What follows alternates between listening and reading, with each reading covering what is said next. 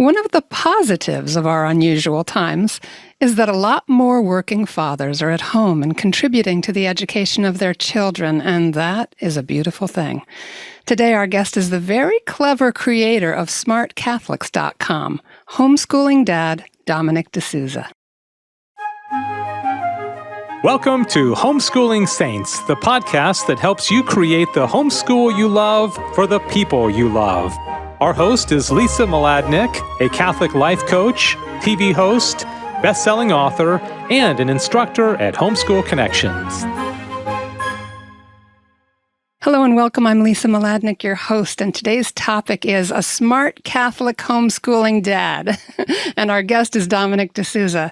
Dominic is a cradle Catholic passionate about how faith, history, and science meet in today's world. Born in New Zealand, Dominic was raised in Australia. He studied in Fiji and France, and now makes his home in the United States. You can find him at DominicDeSouza.com and SmartCatholics.com, and those are both in our show notes. Welcome to the program, Dominic. Thanks for having me, Lisa. It's good to be here. Oh, yeah. Thanks for making the time. You are one of the busiest people I know, entrepreneuring and homeschooling and growing in your faith. Would you just tell us a little bit about yourself and what your life looks like? Oh, my goodness, what it looks like. Well, so I was homeschooled, and I definitely attribute a lot of, the crazy right now, to the freedom that homeschooling brought me as a kid. I'll tell you what, though, I really hated religion class, right? It was just boring as anything. I actually even took this big, beautiful leather-bound book on that I was supposed to be reading for the catechism. I hid it behind the TV in the living room hutch so that I could just get out of that class. What I did love, and where I spent most of my time growing up, was reading books. I read the local library dry. I was the kid who had the 300 books in the garage and shelves, and I was loaning books out to other, homeschool families.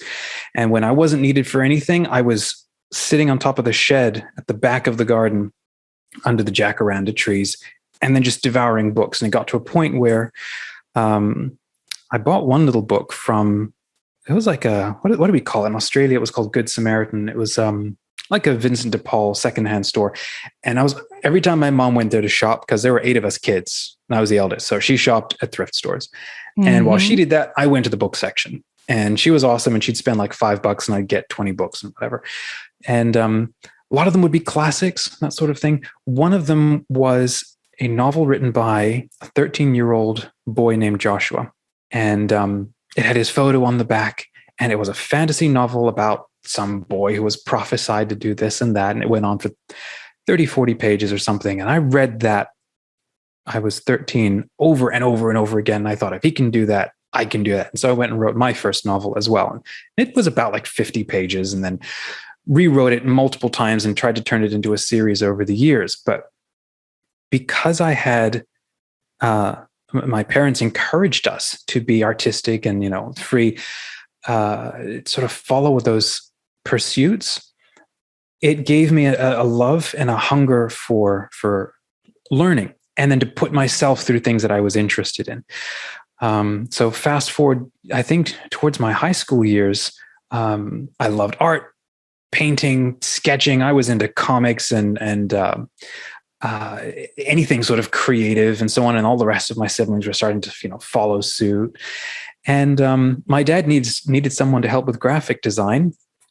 And he, at one point, took a 2-week trip to Europe, and he bought me a front page Bible. Front page used to be technology you'd use to build websites. And he's like, I need a new website, and I need someone to learn graphic design. You have 2 weeks, figure it out. And wow. It was a fun challenge. Up to that point, all I had was a manual from the 1960s, the Mad Men era, on how to create advertisements and do design and cartooning. And that's what I was used to. So it then felt like, wow, what an upgrade to do this stuff on the computer, which had been normal for about like 10 years already.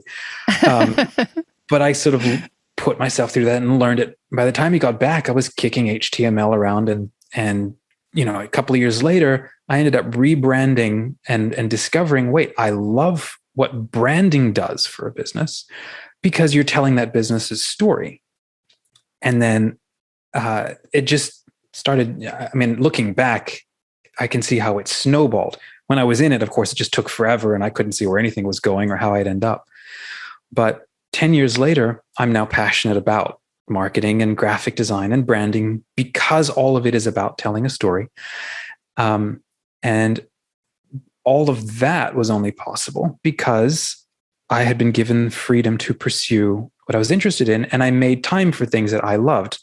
Perfect case in point was I was in college, and we had the freshman elections coming up, and I thought, wouldn't it just be fun if we treated this like real elections? Like, what if there were campaign posters, put up for this sort of stuff? What if we pretended to take it seriously? And so we printed out like 6 sort of full color presidential looking posters, and it was all really silly. We broke the college the next year because the students just papered everything, to try to outdo what the bar that had been set. Now, I don't know what has happened since, but that ended up actually landing me a job with Seton Home Study School because somebody saw those and said, hey, I'm a designer. And so I ended up working with Seton for 4 years. Wow. And since then, I've worked with different startups for websites and so on. And as COVID hit, it just started making sense to me. I want to do something for the church, and I don't know what it is. But I guess true to my past, I'm just going to try and just do it. And I'll, learn by failing forward. And then so Smart Catholics was born, and this just sort of taken off. And, but I think homeschooling has this distinct gift. And I don't say that blindly because I've been in and out of the school system. I've done private schools. I did a year in a private boarding school in France. And then homeschool with co-ops, and then sort of self-paced, without my parents telling me what to do, and just corresponding, because I did Seton through my high school years. So there's been a variety of different experiences. So, working with Seton, and then the last year or so, I've been fortunate to help launch and work with the Catholic Homeschool Network and their community and their conferences online, and then their vision for the future of homeschooling, and then also rebuilding the Homeschool Connections website. So there's the homeschool experience and landscape has changed so quickly. I'm incredibly grateful to, I guess, start building that future, being a part of all of this.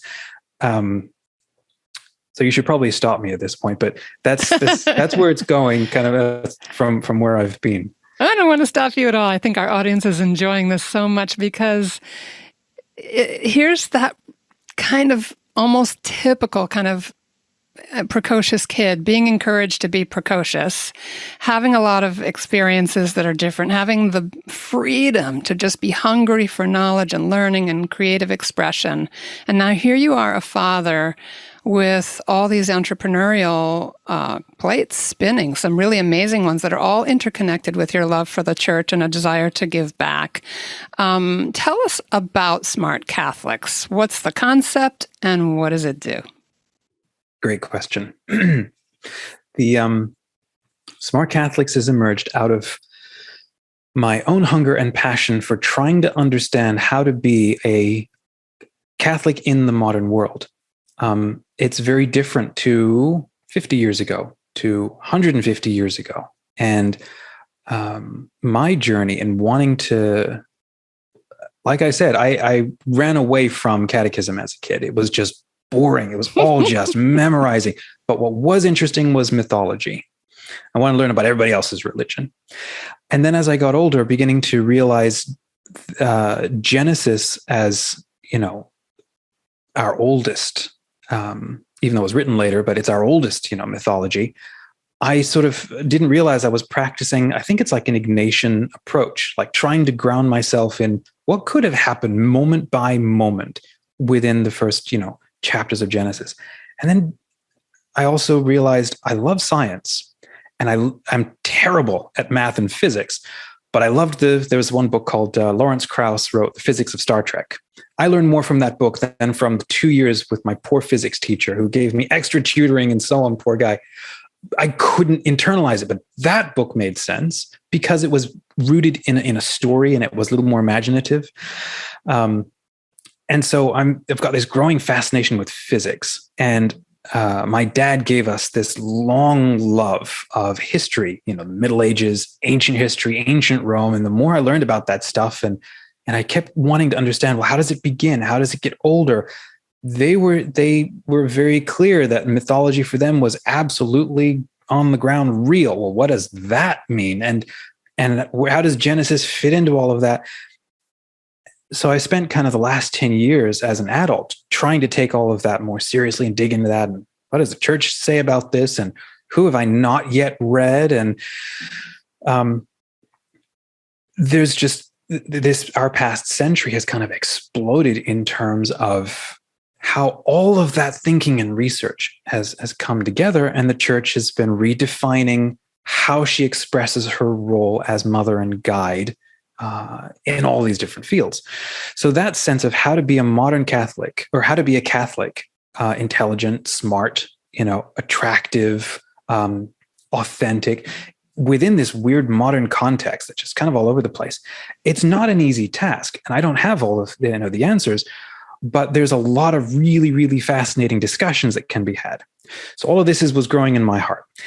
And early 2020, right as COVID was hitting, or I guess really settling in, somebody approached me and said, hey, could you help facilitate an online conference? And I'd never done it before, but I figured, well, it can't be that hard. I had no idea what I was talking about. It can't be that hard because I could imagine just doing it. And so I said, if you, these two people, if you help me do it, I'll give it a go, because I don't ever want to start another project on my own again. I've done that way too many times. And if anybody's interested, you can look at my LinkedIn profile, and it's a happy graveyard of all kinds of projects that that didn't work out. They were all good because I learned from them, but I was burnt out. So I committed to it, and we reached out, and we lined up a whole bunch of speakers, and it was actually incredible. We branded it as a renewed hope.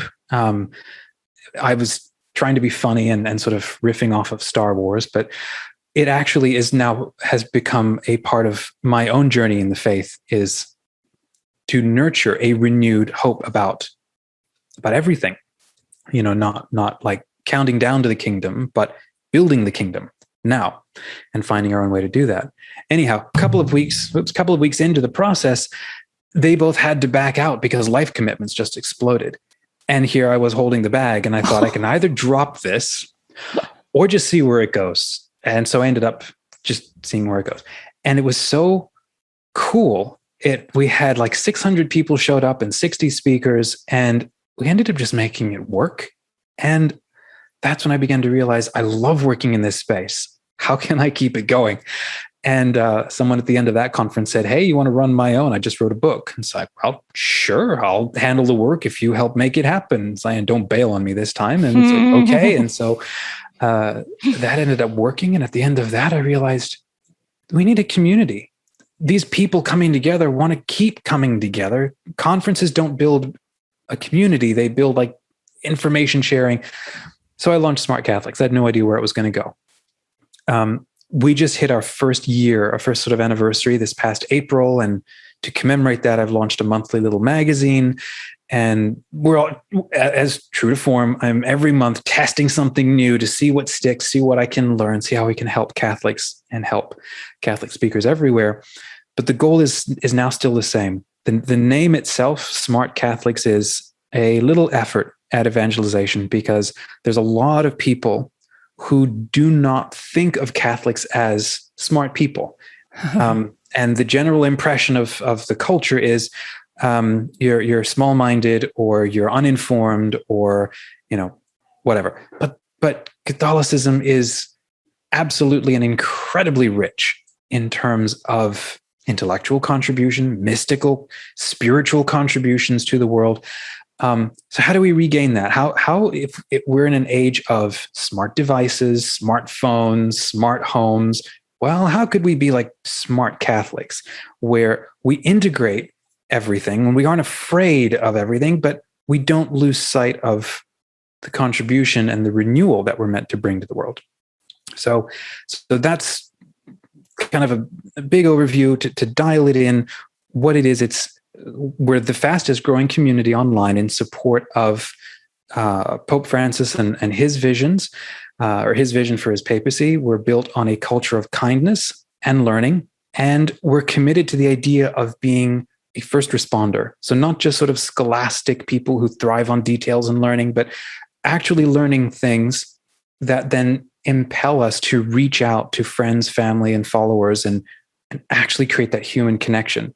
Because if everything we learn only stays in our head and never transitions down into the lived experience of a life and witness, right? If your witness and words aren't connected, well, you're not a credible witness and nobody's going to care about your words.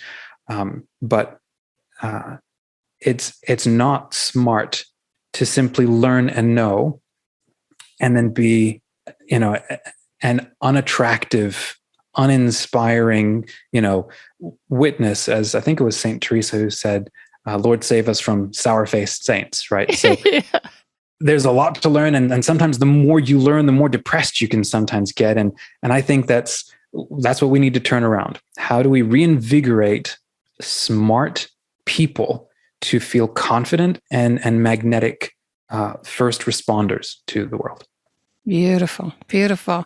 And I want to just clue everybody into this really magnetic and very capable and inspiring young man is also homeschooling dad. And sometimes when we have met in the past, I see your little girl in the background with her books and papers and things that she's doing, and you sometimes will pause to speak with her and keep her on track or answer a question.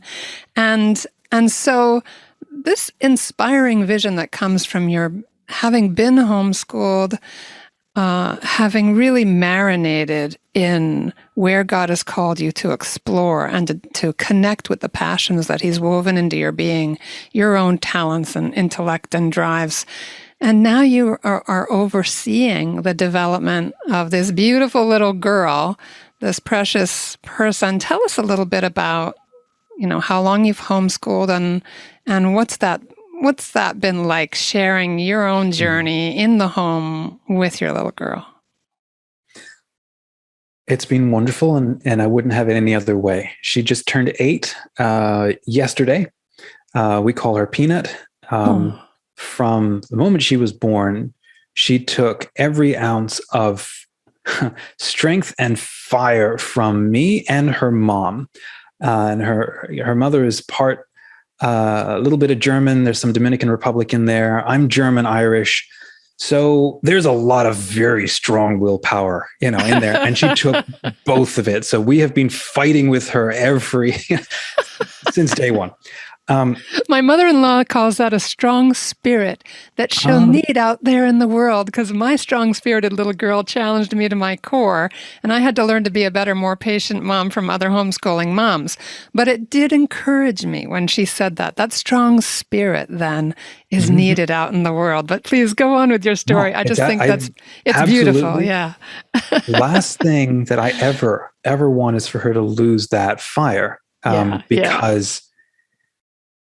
Well, it's who she is. She just needs to point it in the right directions. And that's what she has taught me has been more than I can remember. In just growing up in a large family and being a dad to her and learning. Gosh, how do you say this? It's kind of like she's evangelizing me. As the Holy Father calls us to go out and be evangelized by the poor and by contact with the stranger. Well, because I work from home, it's actually kind of hilarious. I remember growing up thinking, all I want is, I think I should just go be a monk, because that's how I'll be holy, and I'll have plenty of time to read and just sort of pray on my own. Well, God called me to marriage, and then He put me in a cloister, in a little cell with my family. So. And then He's given me my little girl. I think I would probably be a very different person, probably a terrible person, if I had gone on to sort of live my own life on my own terms, being in a way compelled to every day choose to be a dad for her and husband to my wife, has saved me from a lot, saved me from myself, because it challenges me to take them seriously, to be present to them, and to see what it is that they need from me. So I'm still learning. It's going to take me a long time, but I think it's working. I think we're figuring it out. My wife holds me to task. She and I talk constantly. That's been a saving grace for us. We're, trying to keep that united presence for the little one.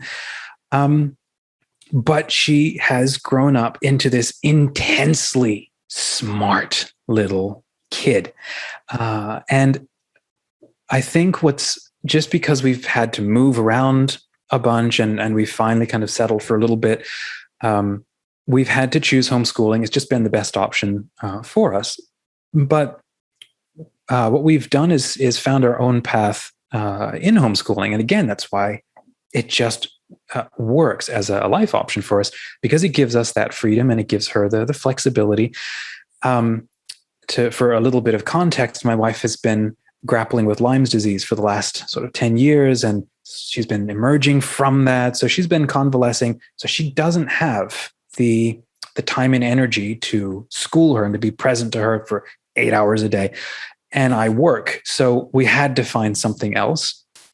And basically what she ended up doing is crafts and artwork and drawing and reading. And we found her a couple of apps and that would read stories aloud to her, would take her through like preschool craft activities and so on. And then we would try to monitor the amount of time that she would do on that each day. Now, as she's getting older, she's doing different apps like, ABC Mouse is one of them that she absolutely loves, where she spends, because it's self-directed, she spends most of her time reading, being read to, and doing crafty things, following she loves science. She loves reading. This girl can read like there's no tomorrow. And it's just blows my mind. She and I, we'll wrap each day and I'll read to her a fairy story, or we work through chapters of like novels and stuff like that. And then we'll pray together, and she's internalizing all of this and very, very quickly deciding what she likes and what she's good at. And she's found that energy to keep doing what she wants to do. For me, that's encouraging, because for a lot of my schoolwork, my parents had to hold my nose to the grindstone because I didn't want to be there. I wanted to be doing what I wanted. Now there's all kinds of other, like the structure that we were in maybe didn't work for me, and my mom didn't have the time to custom make it for every kid. And so in one sense, I've got the one child and I can focus on her. That's what God's given us at this point. But the fact that she has the freedom to follow the interests that have chosen her. I mean, in a way, you don't choose your interests. They choose you, and you sort of respond to them. And I don't quite know how that works, but God does. She has this incredible passion for creativity and for the arts and for science and for learning and so on.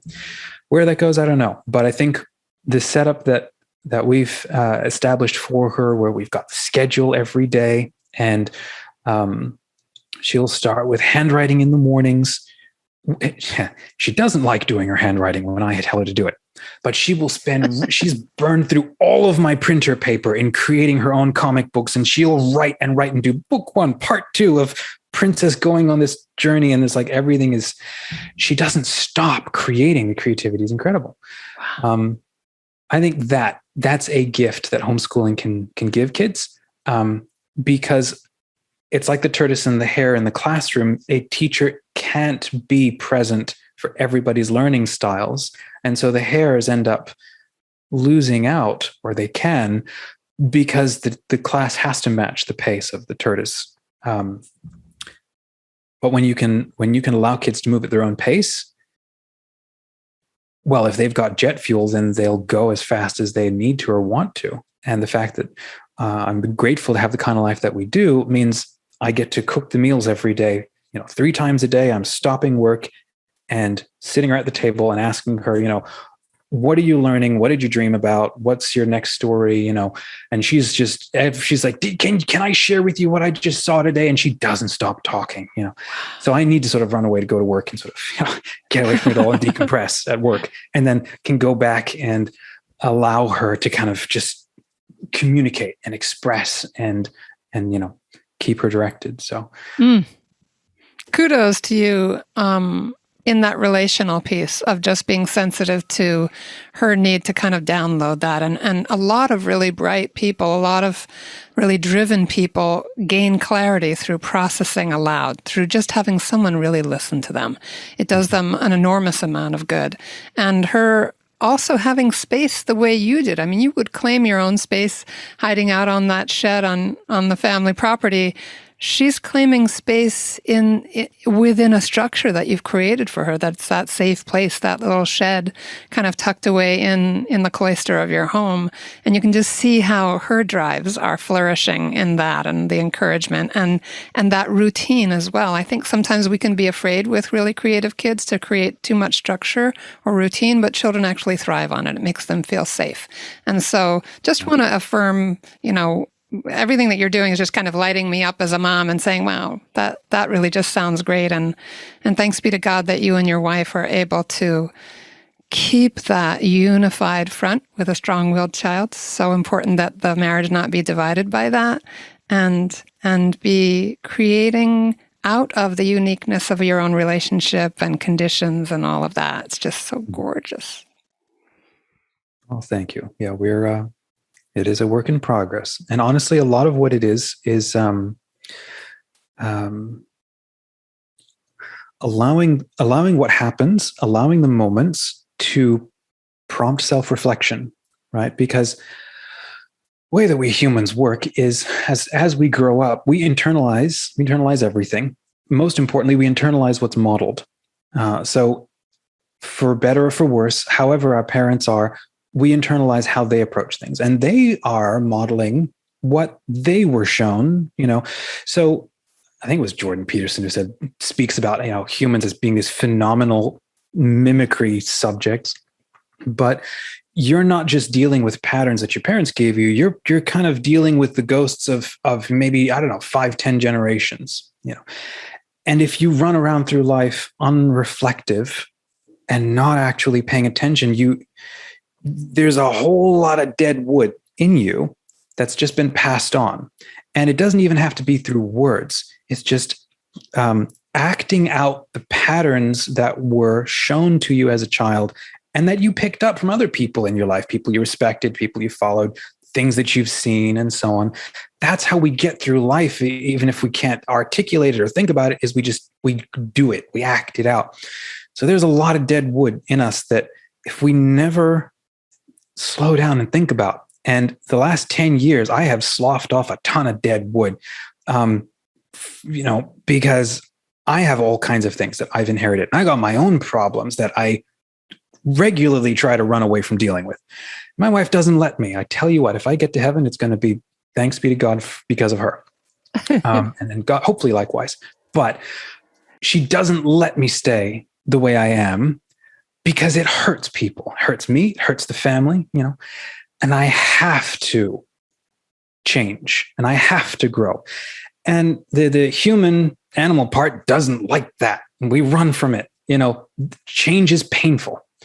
But my little girl is more beautiful than my need to stay the same.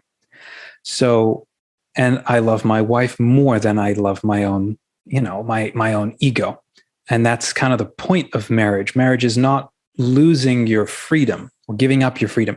Marriage is marriage is choosing to put your waking freedom in love of somebody else. Every day, you're still perfectly free, but you're choosing where you're going to put yourself every single day.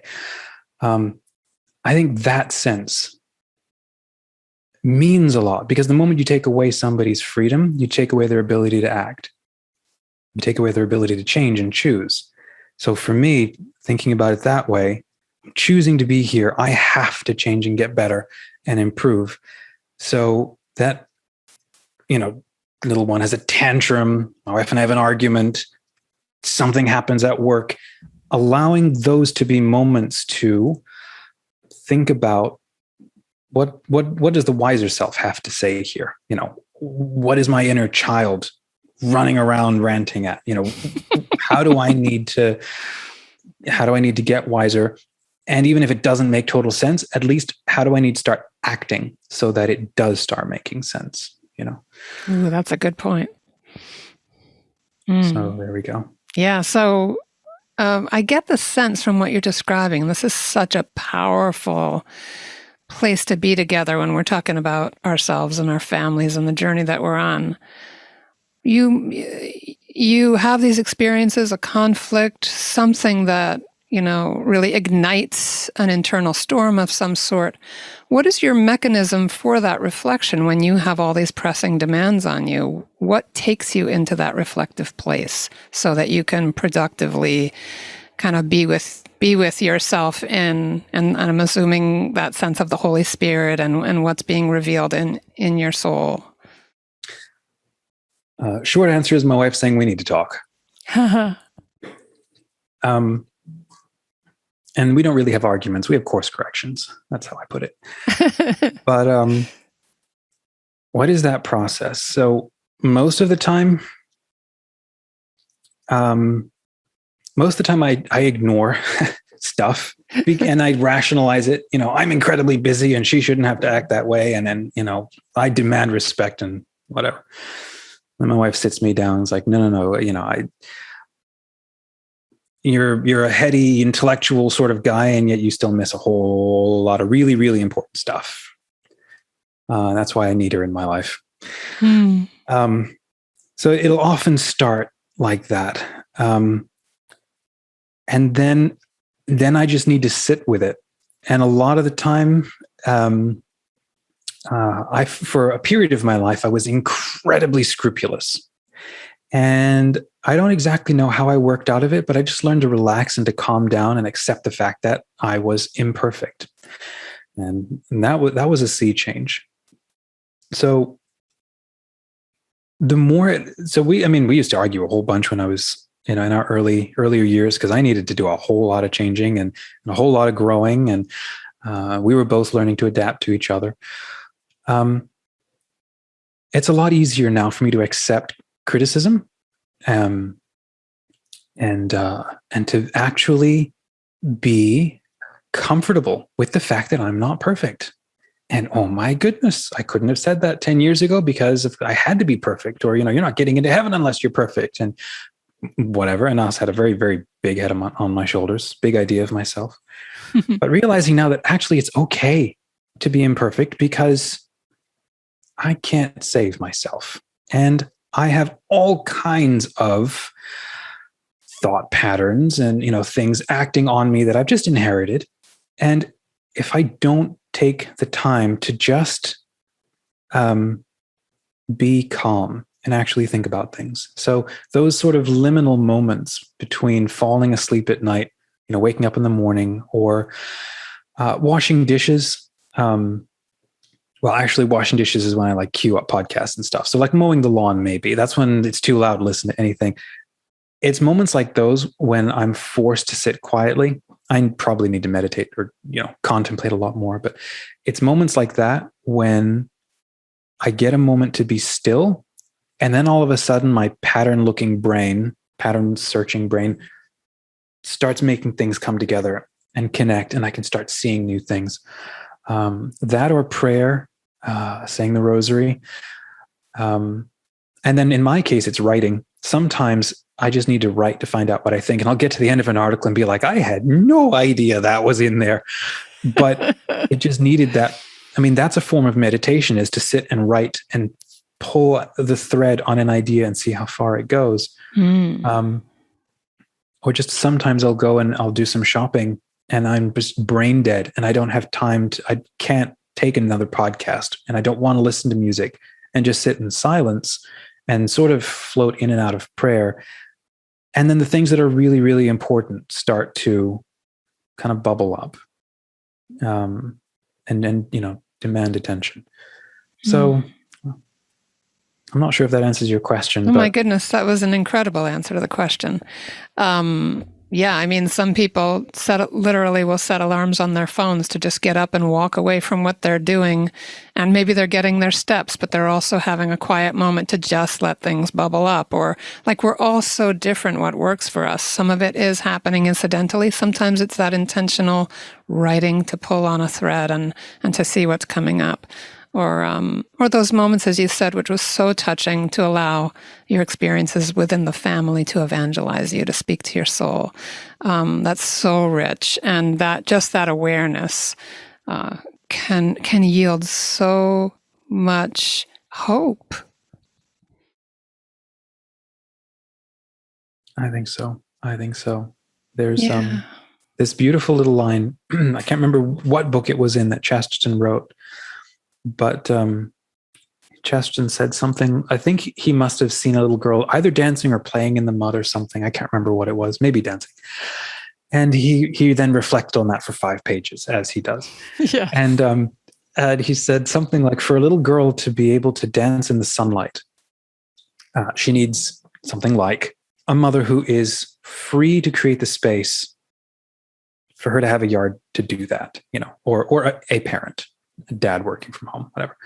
For that to be able to happen, the other spouse or partner needs to have a job, needs to have stable work, stable income. For that to be possible, there needs to be a society where work is possible and it's mutually enriching. And then for that to happen, you need a state to regulate commerce and law and so on. And for that to happen, and so he just sort of goes up through all the levels of analysis. But he's like, all of that needs to happen so that little girl can dance and play in the sunshine. And I think I read that, 7 years ago. And I looked at my little girl and realized, dang it all, that's the point of everything. She's the point of everything. Her being able to be free to discover God through all of his creation, discover God as he wants to communicate himself through her, and then discover her own ability to be free to choose him. I don't know if you've heard it, but Jordan Peterson interviewed an escapee from North Korea. Oh, wow. And hearing how traumatizing and terrible that little girl's life was. And then looking at my little girl and realizing I'm grateful every single day that she gets to have this. And, what's funny is I think I struggle with a sense of survivor's guilt about being in the first world when there are so many others who don't. And this is why fairy tales are important, why the story of Cinderella is so incredibly important, because she has everything taken away from her.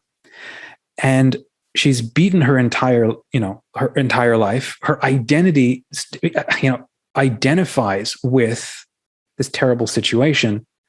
But then an opportunity comes up where she's given a chance to do something different with her life. And a prince invites her to marry him, whatever.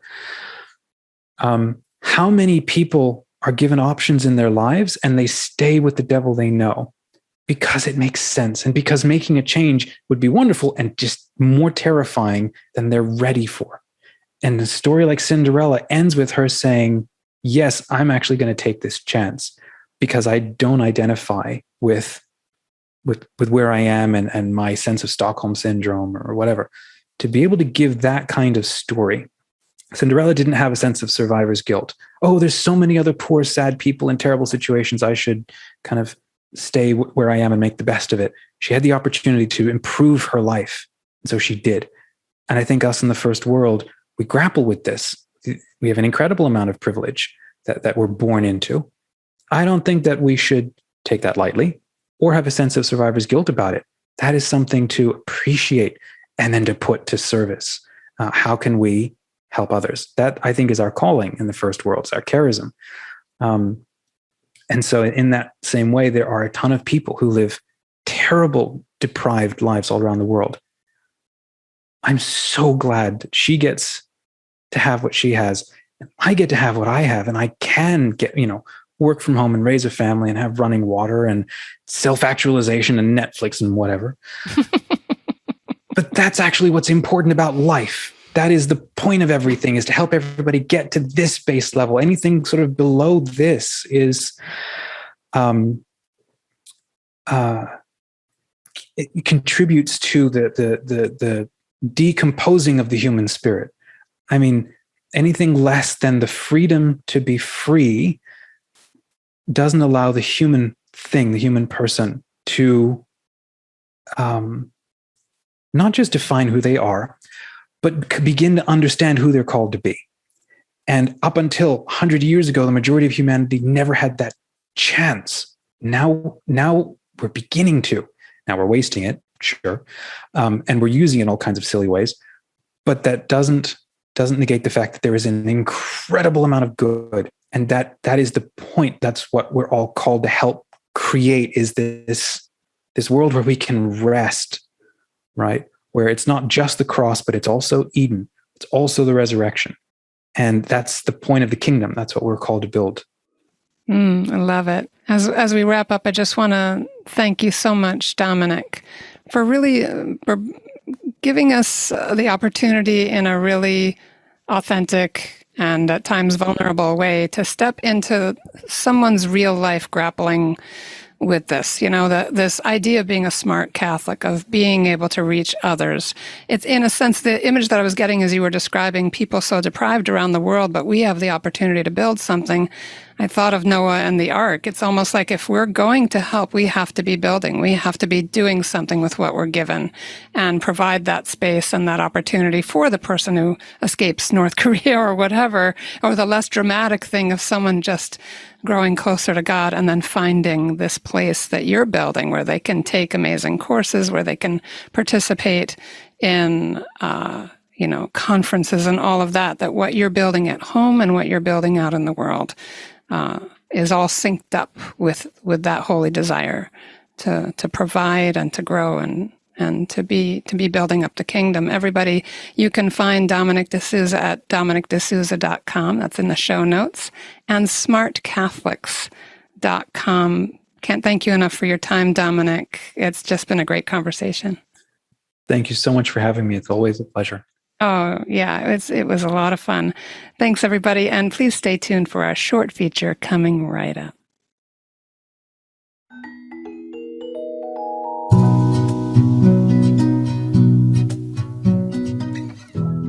Welcome to the Thriving Catholic Homeschool Blueprint. My name is Paola Ciskanik. I'm the co-founder of the Catholic Homeschool Network, Conferences, and Community. I am a wife, a mom of 7, a homeschool veteran of 25 years. My 7 children are grown and launched into the world. I'm even a grandma to 3, with 3 new little ones on the way this summer. I have gained a vast knowledge of education, and in particular Catholic homeschooling education, through not only homeschooling my children for the 25 years, but also the wonderful privilege I had of coaching hundreds of families, researching, recommending resources as the founder of Emmanuel Books, which was a trusted source of Catholic homeschooling materials for over 20 years. Let's begin with a prayer.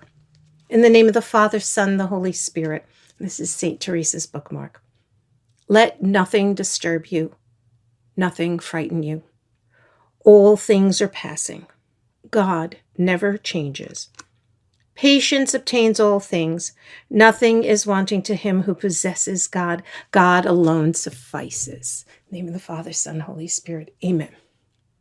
Recently I asked a question that said, if you could sit down with me with a cup of coffee or tea and ask a veteran homeschooler your top 2 questions, what would you ask me? Maybe you were one of those 200 people that sent in their responses. The overwhelming top question you'd ask me is, how do I get everything done? I mean, you want to be present to all of your children while still getting dinner on the table, laundry folded, grocery shopping, music lessons, spending time in prayer, living the liturgical year in your domestic church, all while instilling a love of learning by being your children's primary educator. That's super big, super important, right? Let me first start with a little sample of the kind of conversation you would have heard at my house in those homeschooling days. Did you do your math today? Oh, not yet, Mom. I'll get this. How about the essay on Henry V? Oh, not a problem. I'll get it to you. When will you get this to me? I said I wanted it done last week. Don't you remember? Yeah. Oh, but remember? Oh, we went to that first Friday Mass. We stayed late. You sat around talking with all the other moms. We didn't get home till way past dinner time. I mean, how could I have gotten anything done? You still had the weekend to do the work, didn't you? The weekend? Mom, I really had no time with all the Saturday stuff we usually do, like cleaning out the mudroom, food shopping. Remember, I went with you, and soccer practice, I had to go to that practice in the afternoon. Don't worry, Mom, I'll get it to you. I promise. Did that sound somewhat familiar to you? That's just one of a multitude of go nowhere, make mommy feel totally overwhelmed, and kids not getting any work done kind of exchanges you would have heard many years at my house. How about your home? What do you hear over and over again? You can easily see how my family got derailed from school with just the normal, ordinary, daily family life, even for something really as beautiful like the community coming together, the homeschoolers doing First Friday Masses, which we did and we looked forward to. See, we often assign due dates to our kids that are either unclear, not met, or usually look more like a movable due date. Well, how do we change this? Is it even possible? What does having a realistic, doable homeschool plan tailored to the unique children with your why, your educational goal, what would that mean to you? See you in the next video. May God bless you abundantly.